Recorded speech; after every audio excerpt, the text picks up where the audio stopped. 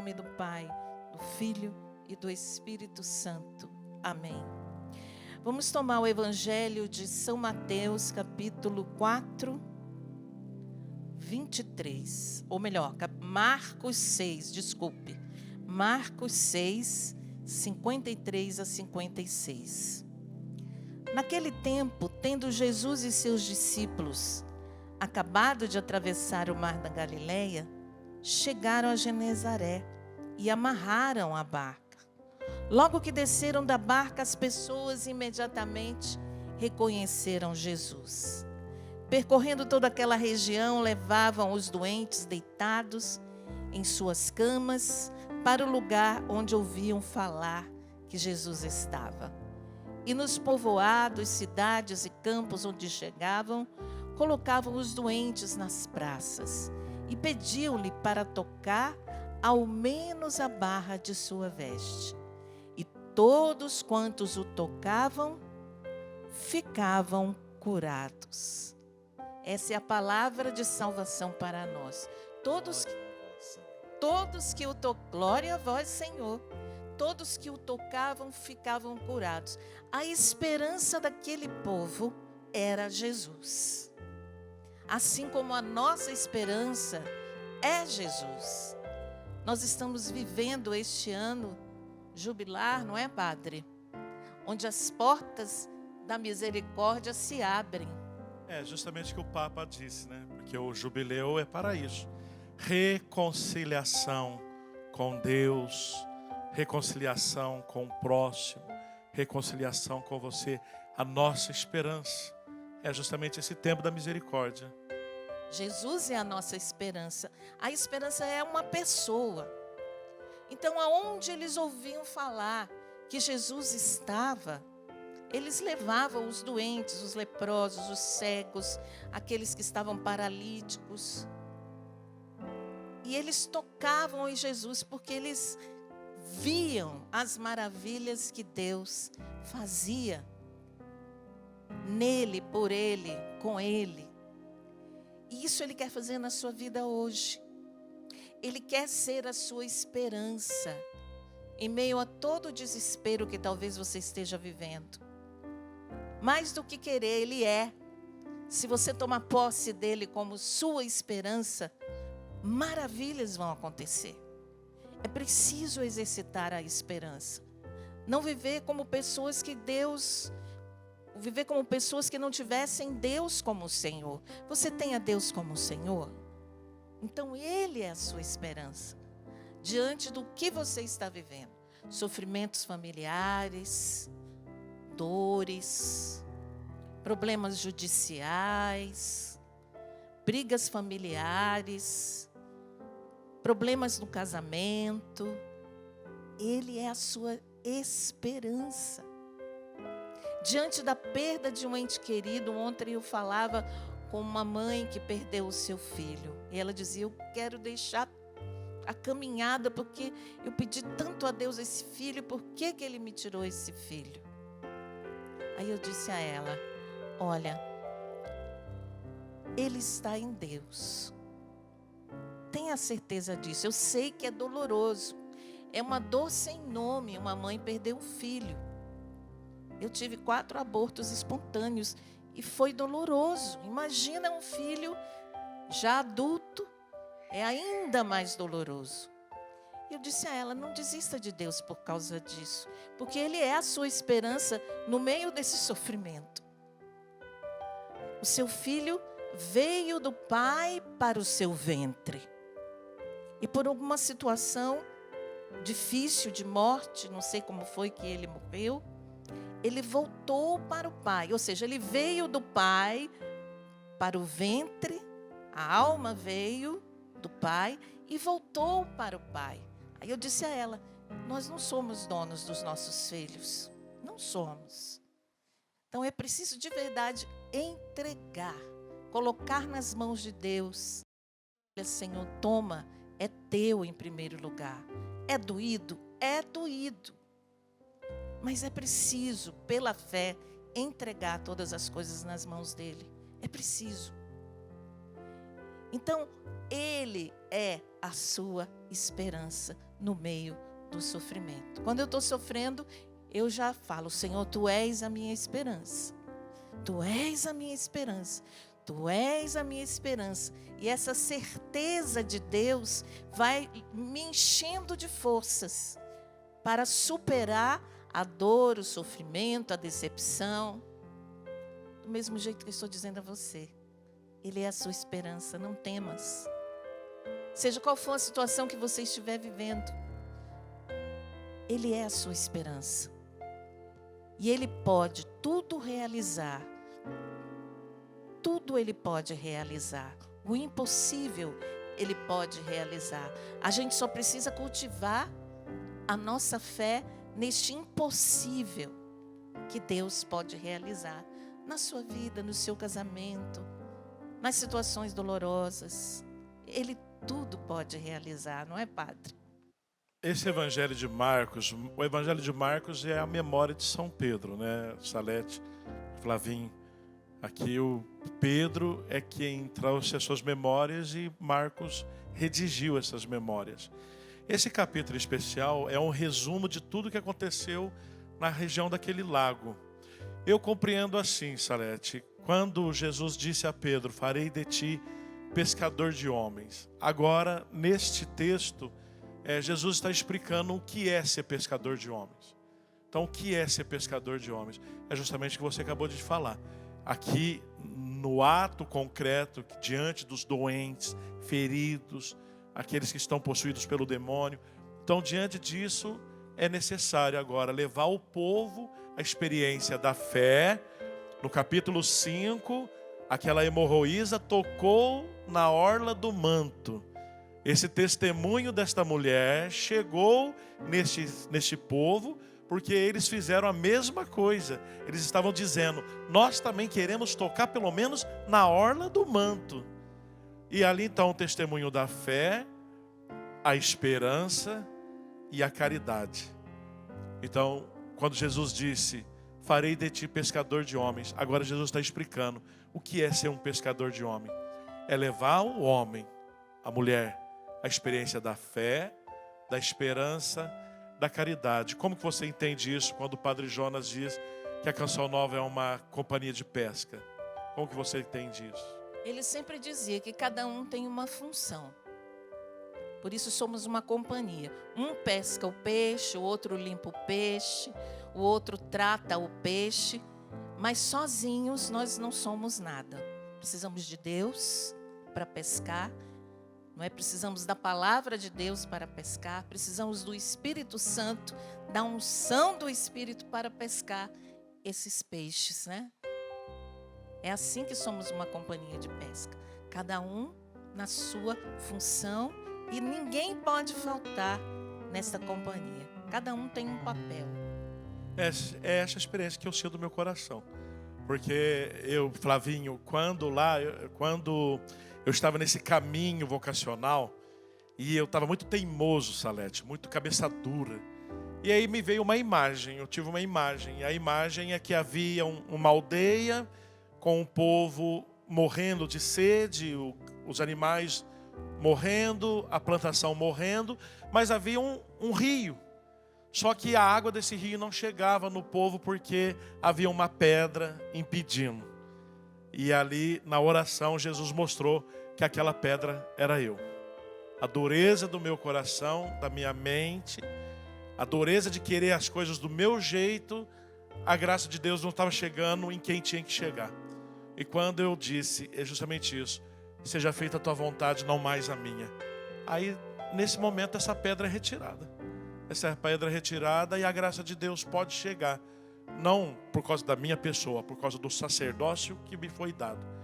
E assim eu também vejo a você, irmão, irmã, você que está nos ouvindo. Tantas coisas que Deus quer te dar. Aqui o texto está dizendo: doentes, precisando de cura, pessoas precisando viver a fé, pessoas precisando experimentar o amor de Deus. E muitas vezes isso não acontece por causa da dureza do nosso coração, porque nós não nos abrimos, porque nós não nos permitimos. Então no dia de hoje, agora faça justamente essa oração: Senhor, eu me abro a Ti, eu abro meu coração a Ti, Senhor, para que o Senhor possa realizar em mim aquilo que Tu queres, como Pedro, como Tiago, André, João fizeram. Senhor, realiza na minha vida o que Tu queres, no meu ofício de vida, no meu estado de vida, naquilo que eu estou vivendo, realiza aquilo que Tu queres. Possa realizar os Teus prodígios, Teus milagres, curas e libertações, através da ação do Espírito Santo, através da presença da vida sacramental, também em mim. O Senhor possa realizar agora aquilo que Ele quer. Mas é necessário isso, como a Salete dizia, ter esperança, acreditar que o Senhor tudo realiza. E aquele povo tinha esperança. Levavam os doentes onde ouviam que Jesus estava. Eu pergunto, onde você está levando aquela pessoa que está doente? Na sua casa, para os sacramentos, para a igreja, no lugar onde você está ouvindo que Jesus está. Onde você está levando, não é, Flavinho?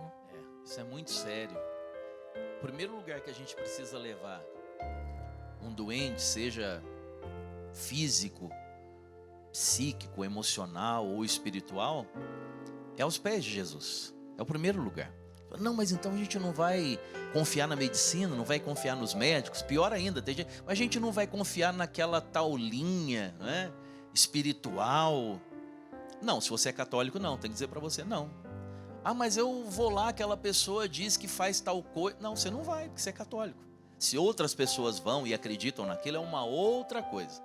Respeitamos a decisão e a liberdade de cada um. Mas eu estou falando para católico. Não, você não vai. Você vai levar aquele ente querido, aquela pessoa que você ama, aos pés de Jesus. Se é o seu coração que está doente, aos pés de Jesus. Você não vai naquela pessoa que vai supostamente ler alguma coisa na sua mão, tem algumas coisas assim, não é? E dizer, não, você vai para Jesus, entregar o seu coração para Jesus. E claro, se é uma enfermidade física, precisa de um tratamento, precisa passar pelo médico. Se é um problema afetivo, emocional, psicológico, precisa passar pelos profissionais que também, com muito cuidado, gabaritados, você tem que ter muito cuidado também com isso. E claro, ter o acompanhamento, mas antes de mais nada é aos pés de Jesus. Eu acho lindo o que diz nos últimos versículos, que é exatamente isso que a Salete está trazendo. Veja, aqueles enfermos suplicavam a Jesus só a possibilidade de tocar na orla do seu manto. A fé daquelas pessoas as faziam crer que se tocassem só na orla, na borda do manto de Jesus, elas já ficariam curadas. Veja que Jesus não espera muito da gente. Assim, ó, não, vocês têm que chegar até onde eu estou, me abraçar, me beijar, falar um monte de palavras de adulação para mim, para daí eu ver se eu vou curar, se eu não vou. Não. Jesus, se tocasse na orla, como o padre já nos trouxe a situação da hemorroísa, só tocou, e nem olhou o rosto. Aquela mulher tocou por trás, porque ela se sentia tão indigna. E assim era a lei mosaica, porque ela era uma mulher que tinha um fluxo de sangue, ou seja, uma hemorragia, né? uma menstruação que não cessava. Muita gente não sabe o que é essa hemorragia, como está na Bíblia a palavra, às vezes não consegue entender. É uma menstruação que não parava, 12 anos. E segundo a lei mosaica, uma pessoa doente ou uma pessoa com uma situação como essa, não podia tocar nas outras pessoas. Se tocasse, era um problema muito sério. Era a lei de Moisés, a lei mosaica. Então aquela mulher, sabendo disso, não querendo tornar Jesus impuro, veja, ela teve um ato de carinho para com Jesus também, porque se ela tocasse em Jesus, Jesus, pela lei mosaica, teria que passar por todo um processo de purificação. Mas ela não querendo também fazer com que Jesus ficasse impuro segundo a lei, só para você entender tudo isso segundo a lei mosaica, ela toca só na borda, só na orla do manto. E pronto, foi o suficiente, diz a palavra, para desprender um poder de dentro de Jesus. Ele disse, eu senti poder saindo de mim. Por isso que a palavra de hoje, que a Salete nos traz, nos coloca de novo diante dessa realidade. Todos os enfermos, diz aqui no finalzinho, a última frase desse versículo, e todos os que a tocavam o quê? A orla do manto, só a roupa. Todos as que a tocavam ficavam curados. Se a gente leva a nossa enfermidade e as pessoas que a gente ama que estão enfermas no lugar certo, que é aos pés de Jesus, Jesus, ele se derrama sobre nós e o poder de Deus age. É o que está acontecendo agora. Todas as vezes que a palavra de Deus é proclamada, o poder de Deus se desprende do coração de Jesus e ele começa a agir em favor daqueles que creem. Sabe por quê? Porque a própria palavra diz: a fé vem pelo ouvir e o ouvir da palavra de Deus. Jesus só consegue curar quem ativa a sua fé, quem coloca em ação a sua fé. E a partir do momento em que eu e você ouvimos essa palavra agora, a palavra entrou pelos nossos ouvidos, não saiu pelo outro, não, porque a gente quer reter a palavra no coração, ela caiu no coração, na terra boa, e agora ela começa a produzir os frutos. Não tenha medo, abra o seu coração nesse momento e os milagres vão acontecer. Nós queremos então trazer você aos pés de Jesus. Vai se colocando agora aos pés de Jesus. Já já ele vai estar aqui na Eucaristia. Mas você já vai se colocando e pedindo a Jesus que toque em você. Pela fé, pela oração, pela esperança em Deus, podemos tocar em Jesus. Por isso eu convido você a ir rezando e tocando em Jesus. E deixando Jesus te tocar. Deixando Ele tocar nos impossíveis da sua vida, seja uma enfermidade, seja o desemprego, seja sequelas de um acidente. Vai deixando que Jesus te toque agora. Você que está angustiado, aflito, preocupado, nós trazemos você agora para o coração de Deus. Deixe-se tocar e amar por este coração. Deixe-se curar e libertar pelo Espírito Santo. Quem realiza hoje o impossível é o Espírito Santo, pelo Filho e pelo Pai.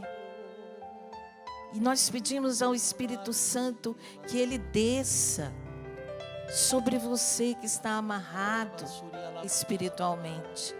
Que o Espírito Santo venha em auxílio à sua fraqueza espiritual. Que o Espírito Santo venha agora em auxílio à sua fraqueza de fé.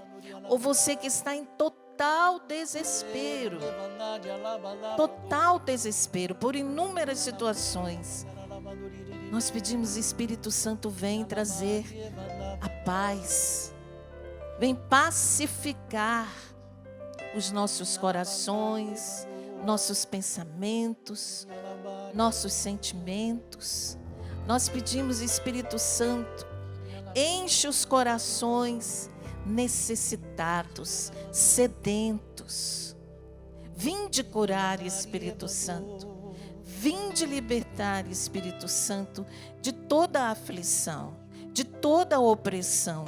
Você que se sente oprimido, vai pedindo: liberta-me, Espírito Santo, de toda a opressão. A opressão que palavras que você ouviu trouxe ao seu coração. Peça, Espírito Santo, vem dissipar essas palavras. Vem tirar todo o peso dessas palavras. Palavras ciumentas, palavras invejosas, palavras carregadas de maus sentimentos que foram entrando em nossas almas, gerando negatividade, gerando amargura, gerando desespero. Vem, Espírito Santo, incendiar os nossos corações, retirar-nos da frieza, da tibieza, do torpor, de toda situação de torpor espiritual. Vem, Senhor Jesus, com teu Espírito Santo. Vamos pedir: Espírito Santo, vinde. Espírito Santo, vinde falar em mim, falar em mim. Peça isso com confiança. Espírito Santo, vinde falar em mim. Peça agora: Espírito Santo, vinde orar em mim. Espírito Santo, vinde orar em mim. Espírito Santo, vinde orar. Espírito Santo, vinde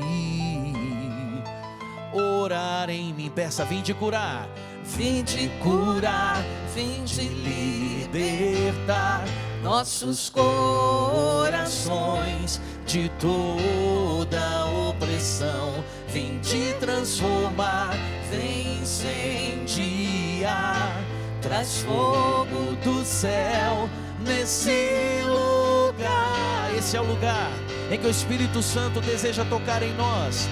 Incendeia minha alma, incendeia minha alma, incendeia minha alma, Senhor, Senhor, incendeia minha alma, vem incendeia minha alma, incendeia minha alma, Senhor.